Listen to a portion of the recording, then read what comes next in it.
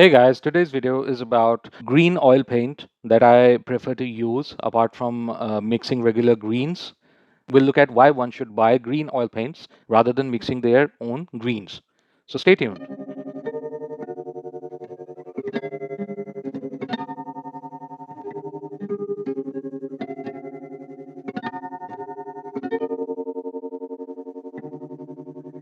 Hi everyone, today I have here are some pure green oil paints that we get from the paint manufacturers. Actually, I made a video about how to mix your own greens. Please check out the link there. It's better that you mix your own greens rather than use these paints, but these have their own advantages, and there are several situations where I use, for instance, this sap green or this phthalo green blue shade for several situations, not just mixing black with red, but also for their own capabilities. I ran out of artist grade quality sap green, but this is a student grade, but I think it'll do the job to some degree, as these are quite okay. What I have here is cadmium green, which is more yellowish, a cadmium green light or pale in some manufacturers, which also has cadmium yellow and PG7.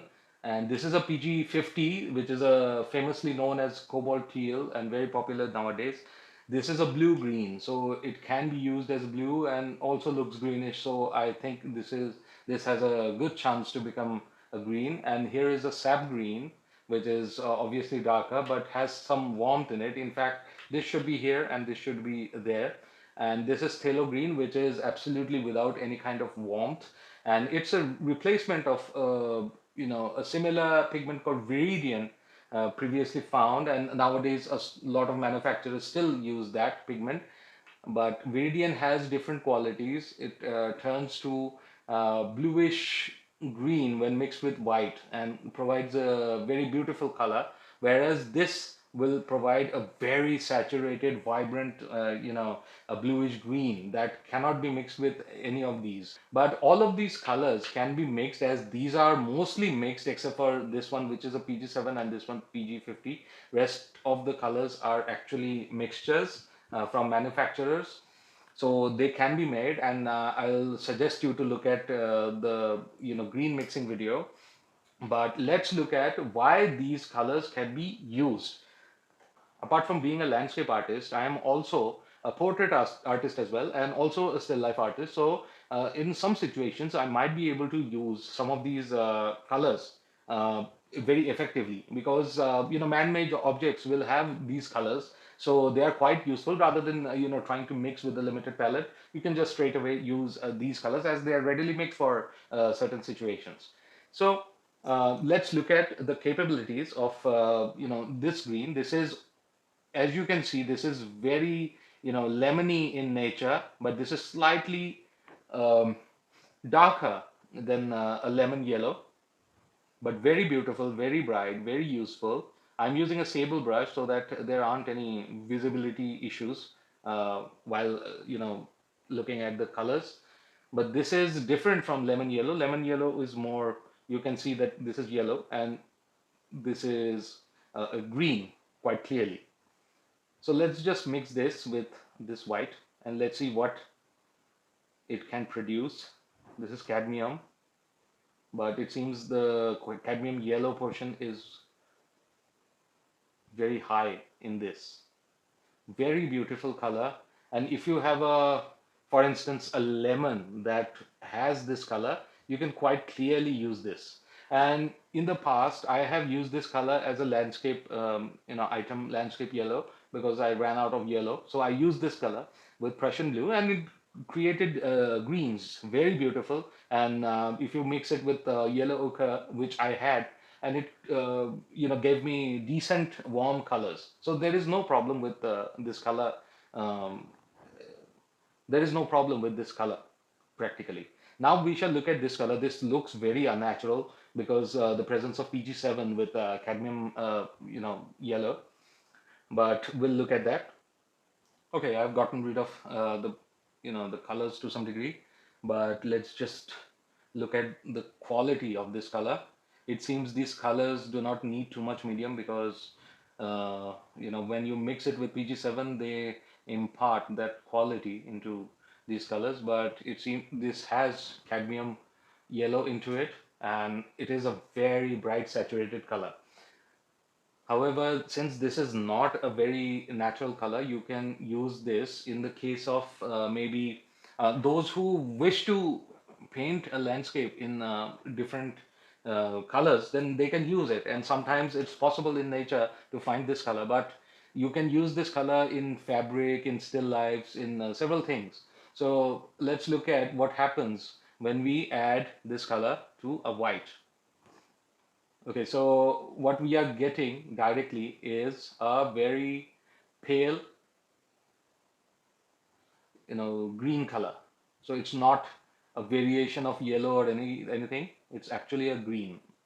So there is no problem while using it on its own. Even if you wish to lighten the values, it won't turn into another color.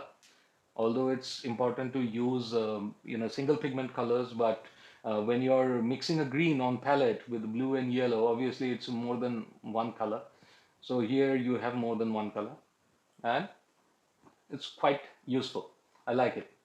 Okay, so now we are moving on to this color. This is PG50 Cobalt Teal, famous for its beauty, and people seem to like this color now more than ever.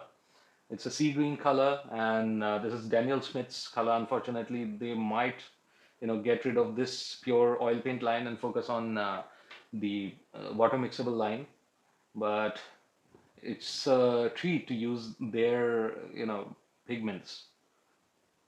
So let's just use it, and we'll have a very good pale turquoise color, very beautiful.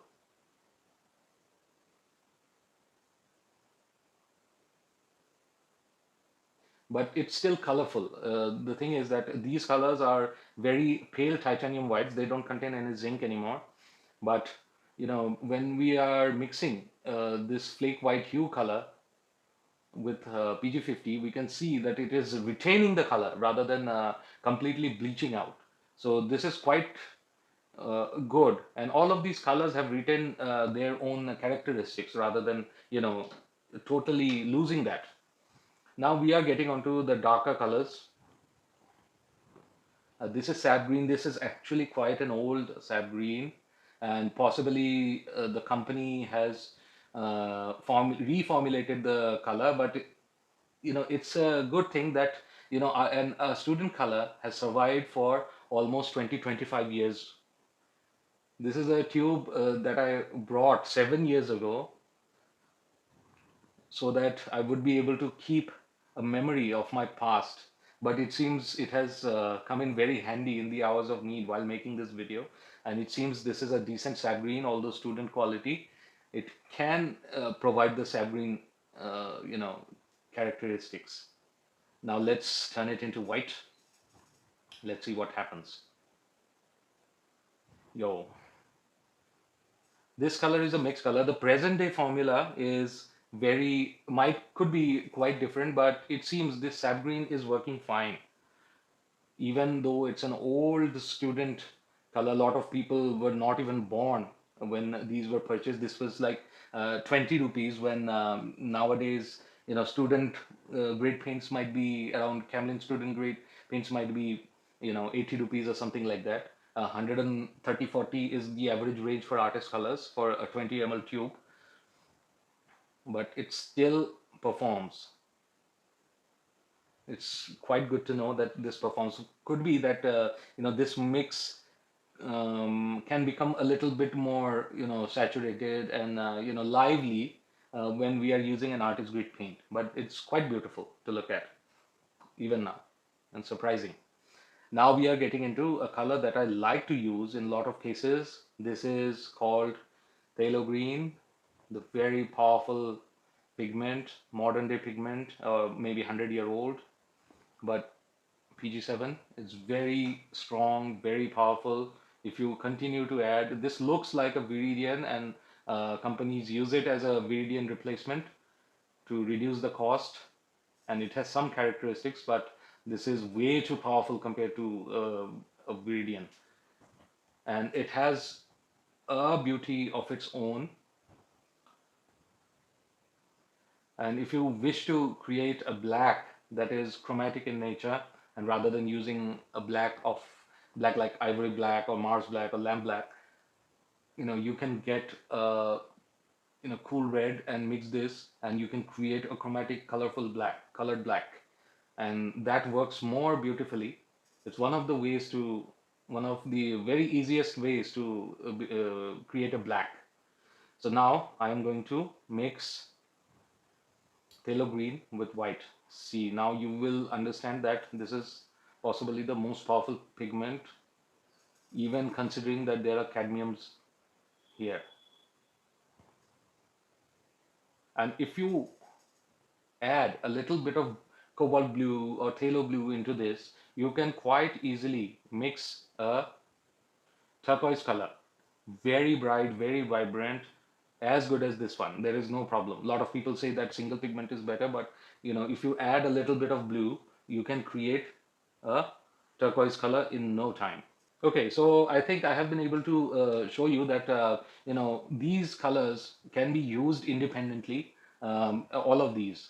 Whereas phthalo, and this is also phthalo green, but mixed with a black and arylite color to turn it into something like this.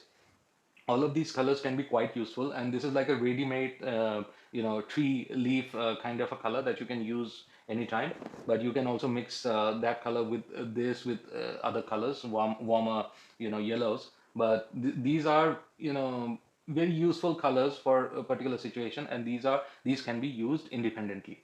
So all of these colors can be mixed with combinations of different yellows and different blues, but it's fun to have these options as well to ease the pressure while working on a tight deadline, or maybe working outside to create this kind of a vibrant green.